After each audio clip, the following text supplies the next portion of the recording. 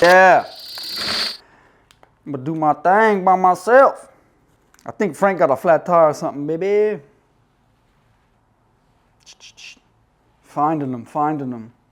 Every day now, every day. I think they're molting, like Mr. Producer said. Another feather in the cup, baby.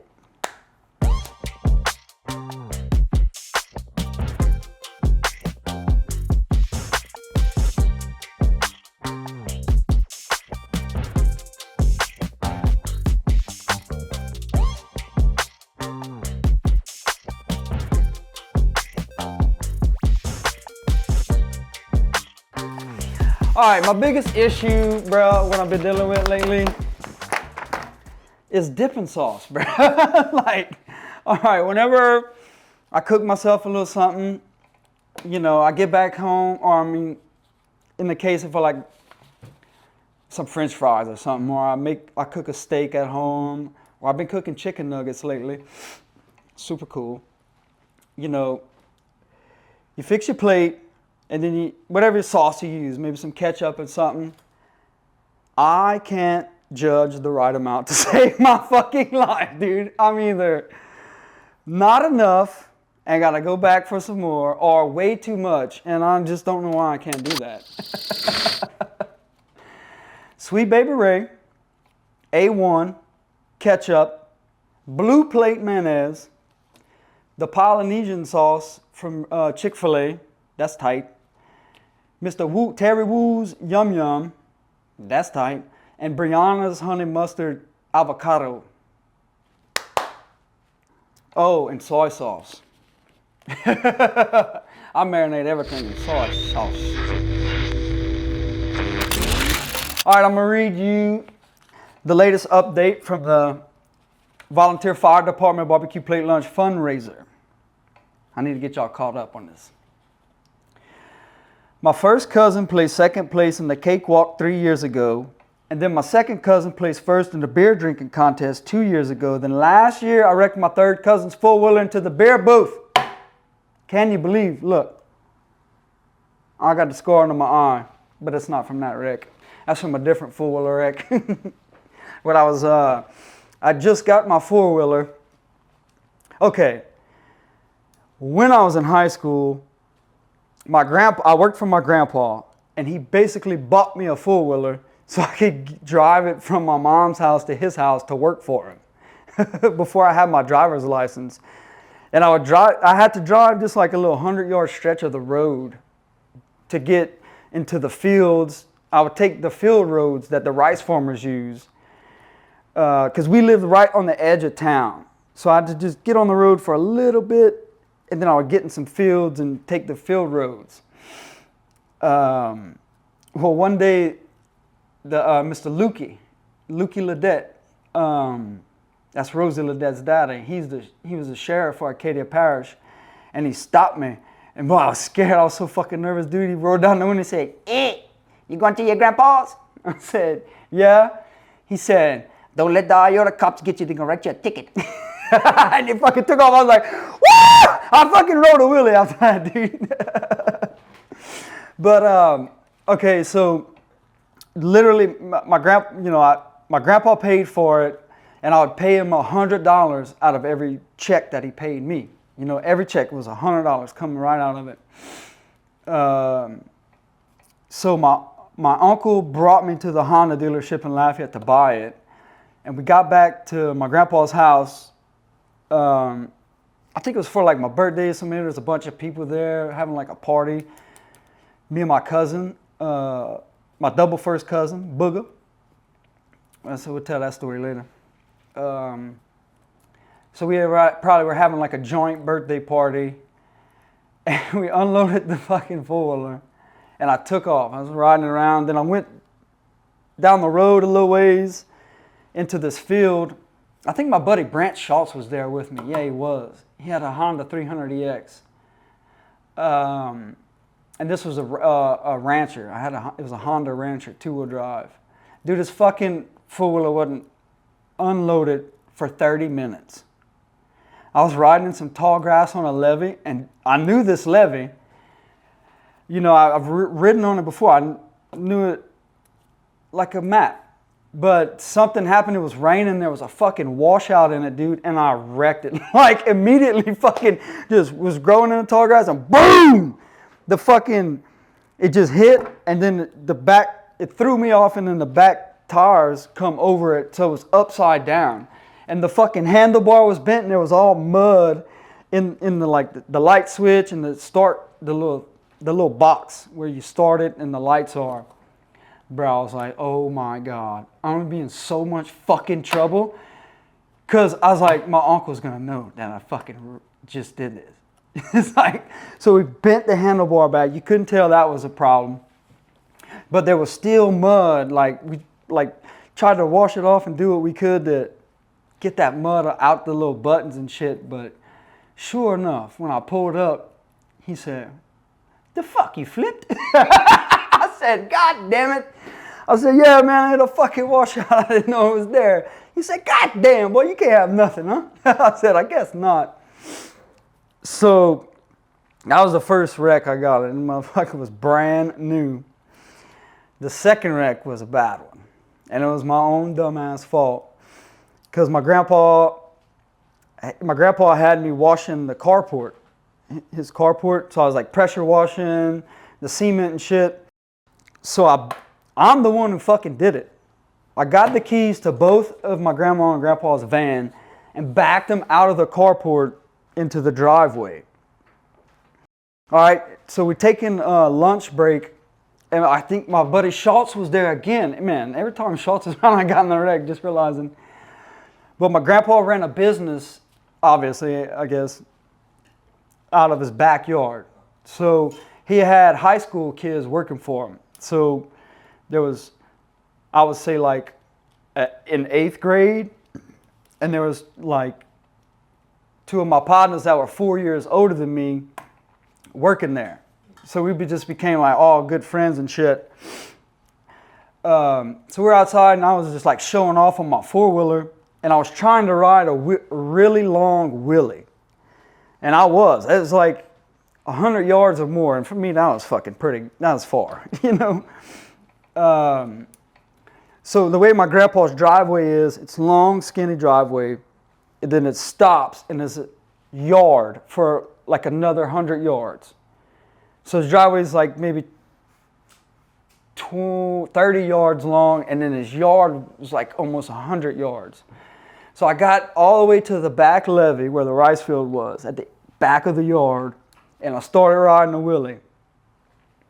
And I was getting to where the cement driveway actually starts again, where I had just parked the van a few hours earlier. And my partners was on this side and Schultz was on this side, and they was trying to tell me to stop. So of course, I thought they were fucking cheering me on. I'm fucking gassing it, bro. Dude, I hit the fucking side of the van so hard. The tires are in the van. I don't know how it didn't.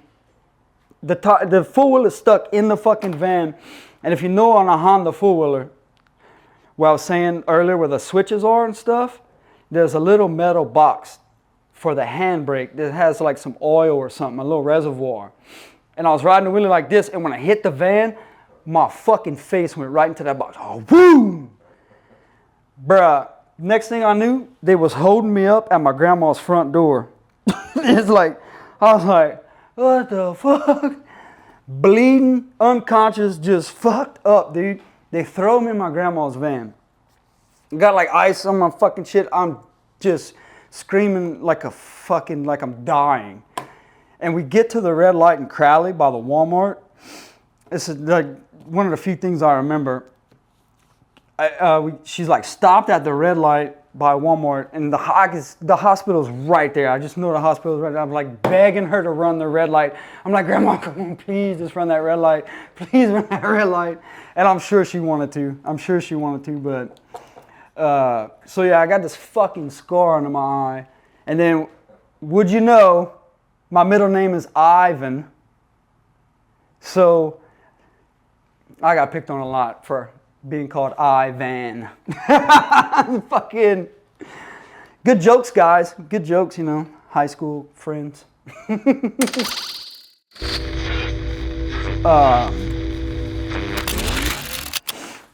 Man, last night I went out. I was going to see my buddy's band, my boy Jacques Boudreau and my tattoo artist Shane, Booger Shane. Yeah, this one, colored in.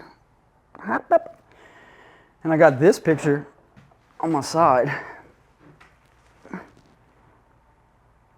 It's a painting that my dad made in the year I was born. I think he was probably freaking out. He's about to have another kid. He's like,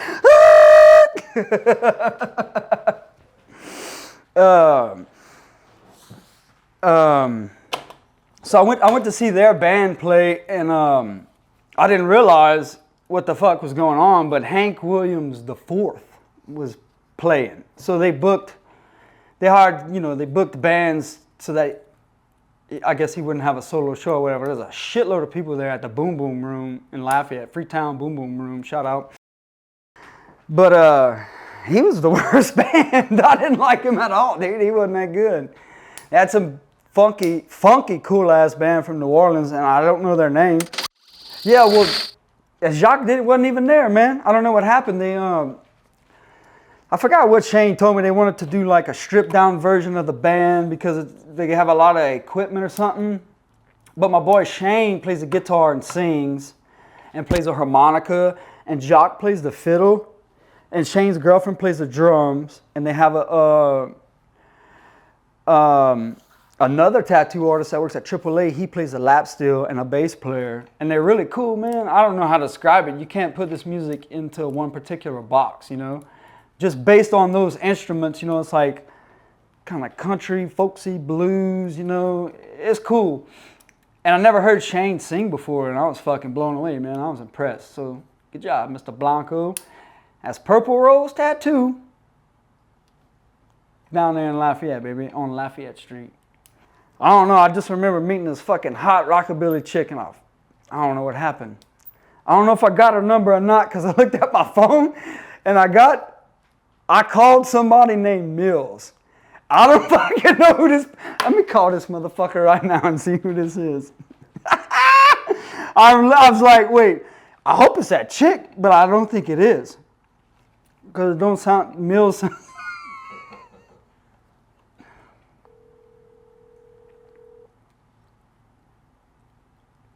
This is going to be funny, dude.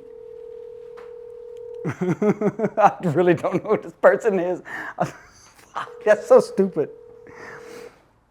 Oh, me and Woody had a good time, man. Me and Woody played some punk music for a couple hours before. His girlfriend drove us to the place. We had a fucking blast, though. Hey, Mr. Mills. Hey. Hey, this is Jay. Hey, what's up, Jay? Oh, not too much. I'm just trying to remember who the fuck you are, dude. I'm sorry. I was drunk last night. Oh, yeah. You was in that band, huh? No. Was I acting like it? Oh, no. I know who you were. I know who you were. Yeah, you was talking to me at the bar. Yeah, man. Were we talking about Scott Byram? Nah, you was talking about creating a YouTube channel. Oh, yeah. Well, I'm filming my podcast right now. I won't put this on. Yeah, I won't put it on if you don't want me to, but I was just telling my producer, Mr. Producer, I was like, man, we had a fucking blast last night, and I woke up this morning, I called somebody that I don't know who they are. Like, I saved your number and everything. And my apologies, dude, but I was like... Nah, it's all good. Ask him about the rockabilly girl. Yeah.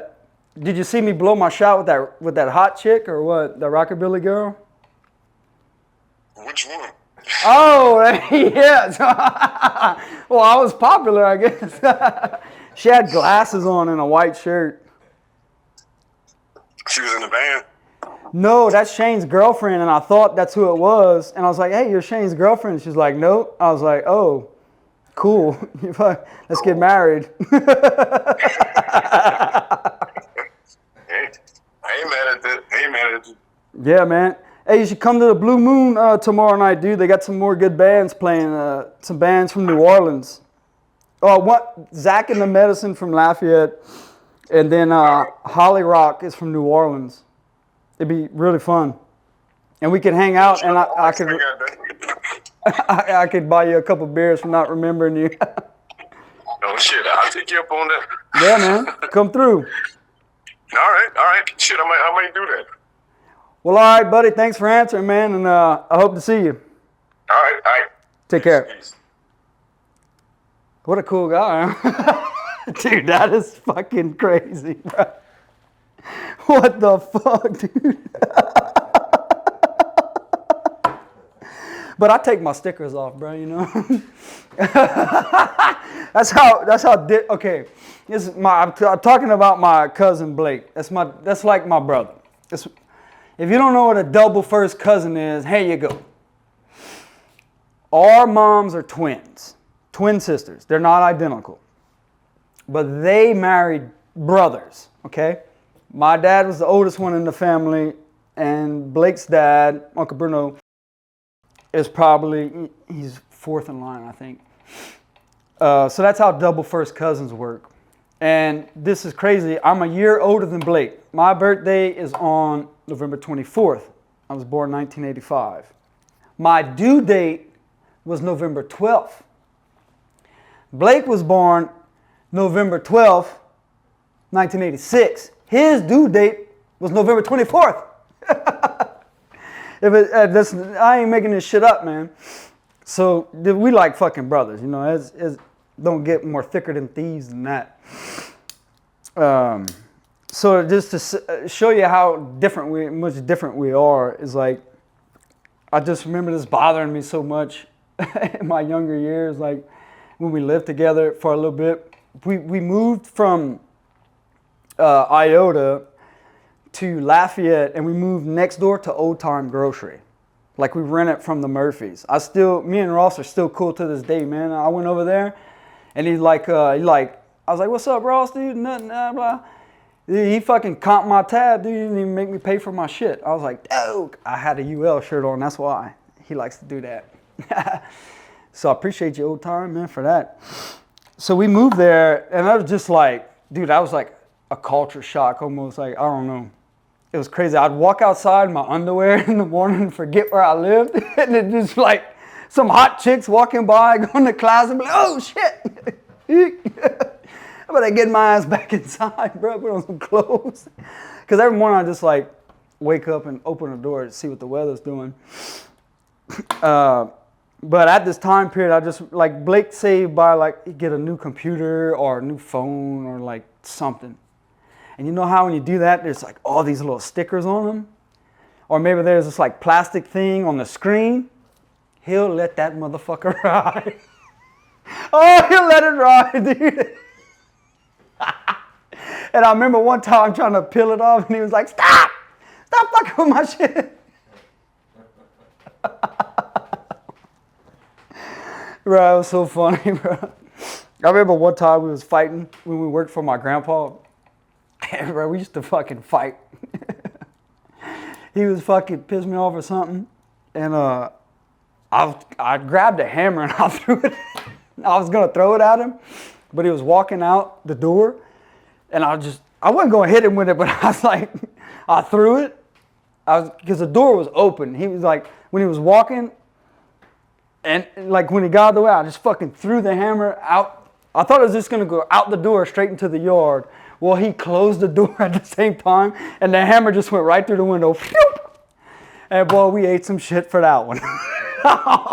My grandpa was fucking pissed, bro. What the fuck? Hey, we gotta come up with a story because you can't tell me you threw the hammer through the fucking window. So I don't even remember what the story was. And then one time he had us in the back pruning some fucking fig trees, bro. We were supposed to be pruning the fig trees, but he would take a nap every day. So we knew we had us a good 45 minutes to do nothing. To just fuck off. So he literally caught us sleeping on the job. Like, I think my cousin was actually taking a nap under a tree. I was laying down on my side, and I had the pruners, and the clover was tall. The clover was high. I was cutting the word fuck into the grass. I didn't never see him come up, dude. God damn, what the fuck y'all doing? He was so fucking mad. He didn't even care that I was cutting the word fuck in the grass. I thought that's what he was going to be mad about, because I was almost done, bro.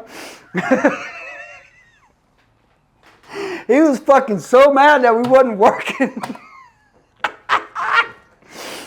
And then he had Booger. They would always go to festivals and all, take trips to go to festivals to sell accordions and whatnot. I set up booths. I used to go with him all over too. So he had, one time when he was gone, he had Booger spraying the Roundup. That was a fucking mistake. Hey, I think he was there. So like, you better bring the Roundup can back empty. He was there this time. So like, if you get that assignment, like, if you didn't spray the whole thing of Roundup, you didn't use enough of it. Like, go back and use the whole thing. That's what he would tell you. Like, you better bring the Roundup can back empty. So instead of Blake didn't want to walk all over, he sprayed a humongous fish hook in the grass. Dude, I'm talking, dude, it was fucking huge. It's like hundreds of feet, like a huge fish hook in the grass. And my grandpa sold an accordion to this federal game warden, Flip Saragusa.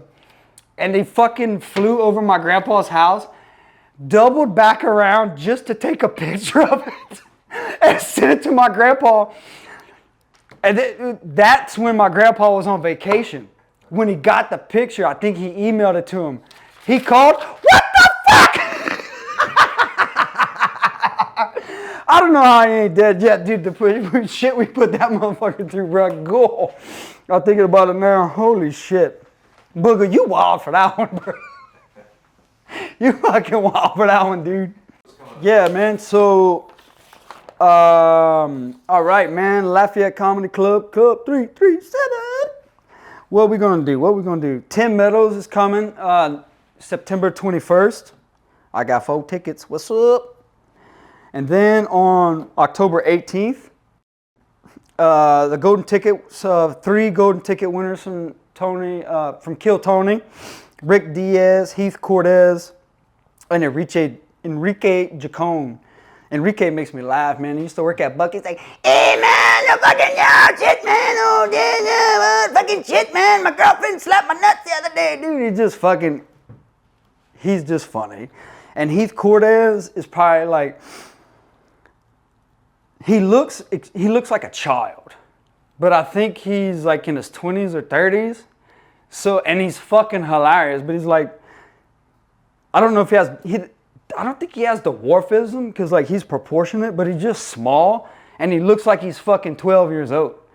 But he like drinks beer, they got tattoos and shit, and he's just fucking hilarious. And Rick Diaz, I don't know, man. He's from Europe. I don't know where exactly.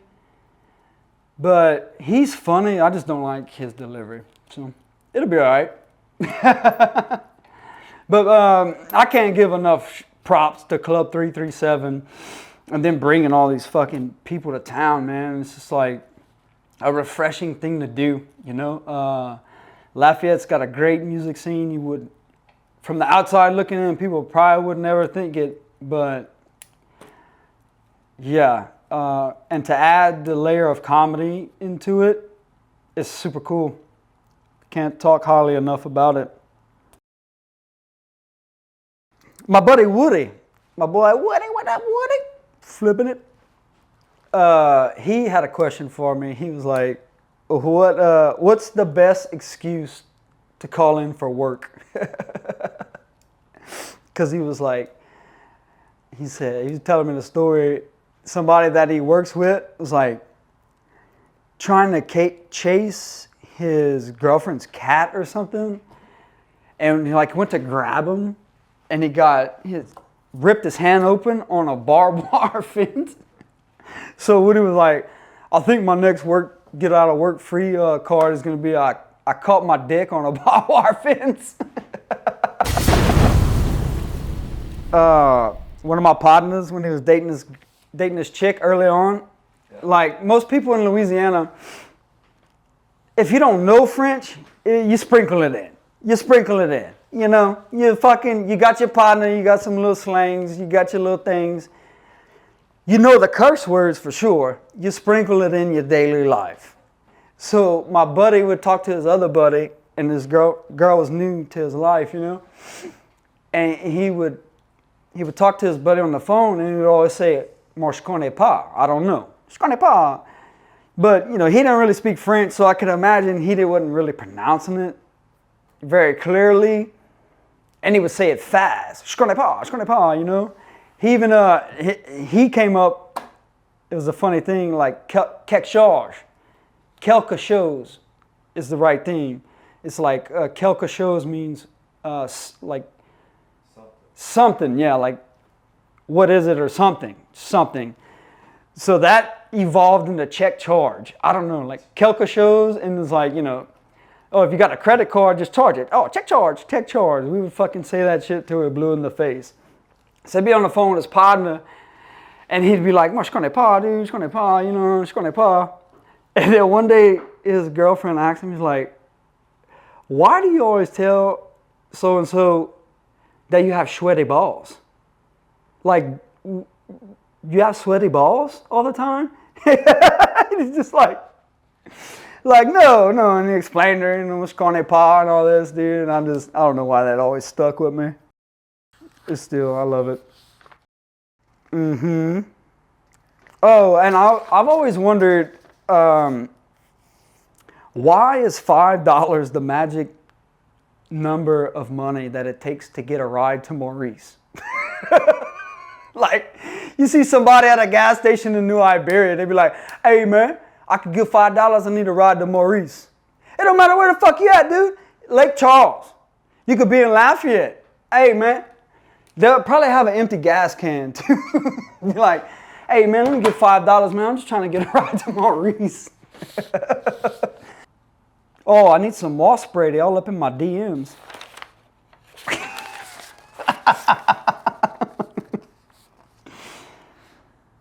Oh, dude. I got a shout out to Rage Against the Machine, brother. Thank you.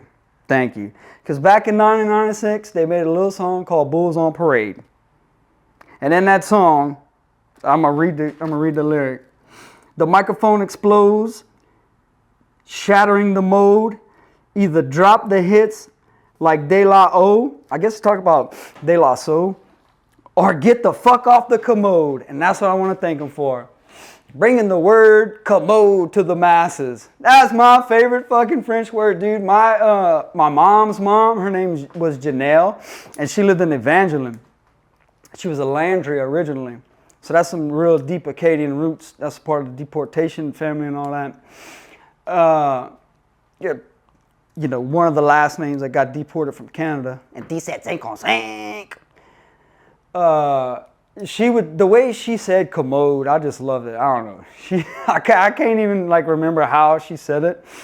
But I just think that's kind of the most elegant word for toilet. Like, you know, like, or like if you say, you could say I went to the bathroom, I took a piss, I took a shit, all this.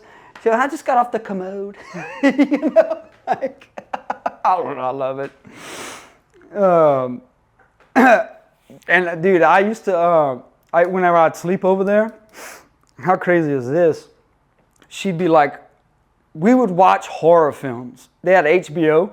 We would watch horror. I was a fucking kid, less than 10 years old, watching horror films with her till all hours of the night. She would just pass out in the chair, and I was just watching scary movies. And as soon as she would fall asleep, she had cigarettes like in an ashtray on a little side table. As soon as I see her not enough, and the cigarette was still burning, boy, I'd reach for it. I catch me a little hit and spin out. Spin out to Freddy Krueger.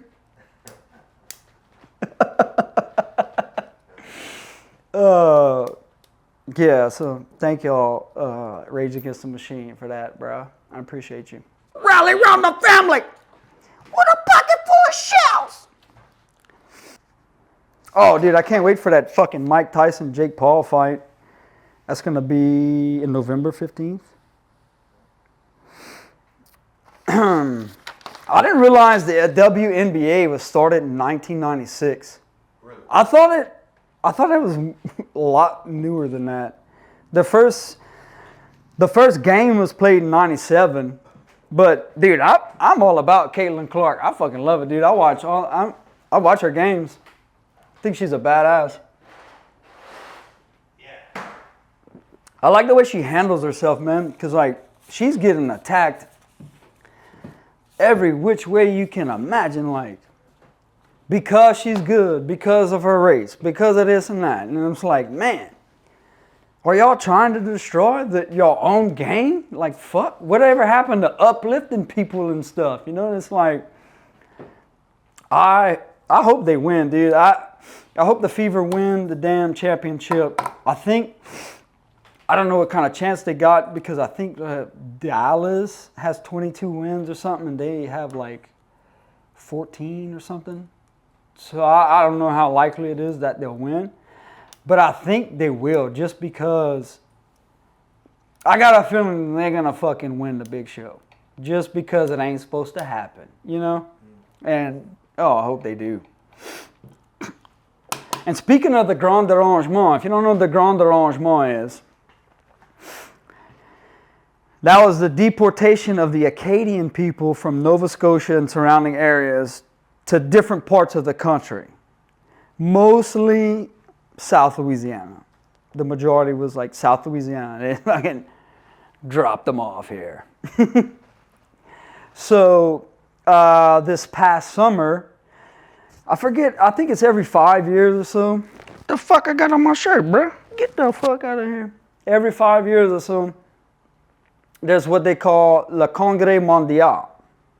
This year it was in the Clare region, Nova Scotia, where there's like Pointe de l'Église, Church Point, Yarmouth, Matagan, and Saulnieville were kind of the main areas of where the events were going on. And dude, Jordan Thibodeau and them were out there, dude. They put on a big ass show, man. Like a bunch of musicians and bands went over there to represent Louisiana. And what it is basically it's a big family reunion. So, you know, if you're part of one of those families that got deported, like the Boudreaux, the Landrys, the Thibodeaus, that's just the three that come right off the top of my head. There's so many more names. Bros, there you go, like Mr. Producer. It's just a big family reunion, and I think it's every 5 years, and they have it in different places. And it was in Louisiana a couple times. So just a real cool event. And Church Point, Nova Scotia is where I went to French immersion 3 different times. Me and Mr. Producer and our buddy Cedric Watson and Booga, my cousin, we all went together for the first time like back in 2006. And boy, did we have fun. Oh my goodness, bro. That was the funnest time in my life. The 3 times that I went there. I can easily say that. Because it is a crazy fucking thing to sign a contract and then not be able to talk anymore. If you don't know French, yeah, or any language for that matter, you sign a contract and that contract says, I will not read, write, speak, anything, watch TV, talk on the phone, in any other language than French. And that's it, Bubba.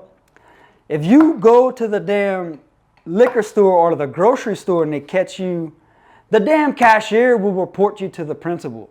If you try to talk to the cashier at the grocery store, 10 miles down the road, they're going to call the damn school and be like, avertissement, avertissement. That's a warning.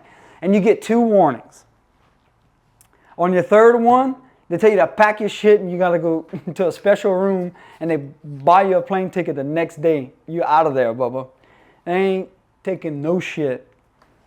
And that's the only way to learn a language, man. Like, there ain't no other way. You have to, I mean, there probably is if you're a genius, but I would say it's the most effective.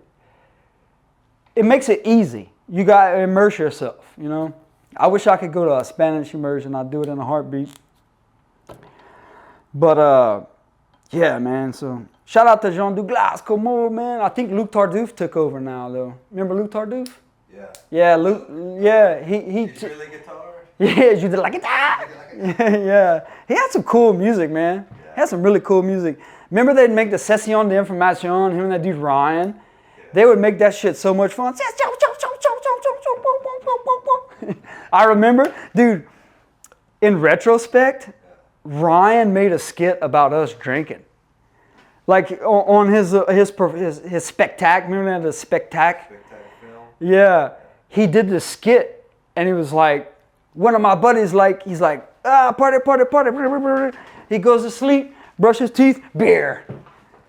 So I'm like, dude, this dude, like, It's you and him drinking? No, he wouldn't drink, but I think he was just making fun of us, like how much we partied. You know, like, Nice. yeah. Hey, dude, that was epic time, man, because little did we know that Jacobus and Maliko would evolve into Radio. Yeah. And become this fucking, like, international French rapping group that we were just like, they were just like clapping and rapping in the dorm, dude. And we were like, dude, this shit is fucking awesome, you know? Because, like, there wasn't a bunch of French rap to listen to, you know? Right. And they just, like, had some demos on the computer, and we were like, Lionel, you remember? And fucking just, God, dude, that was so much fun. God damn, dude. So, hot boudin, court couscous, come on, Cajuns, poos, poos, poos. All right, everybody, I'm gonna close it out right here. Frank got called in to work emergency, so we're gonna miss him this time. But don't forget to like, subscribe our YouTube channel, and we'll see you later. Plus tard, Canard. À bientôt, manteau. Bye.